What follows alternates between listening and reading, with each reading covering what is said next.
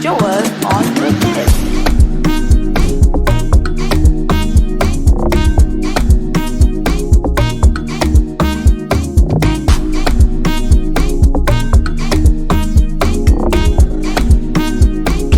Purchase your tracks today.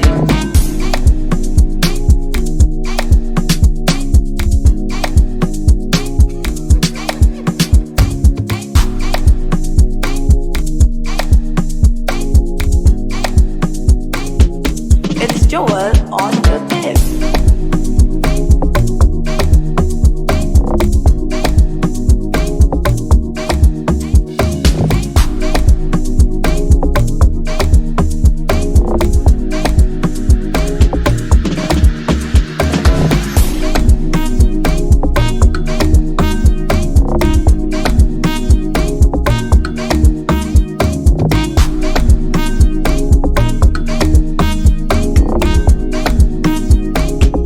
It's Joel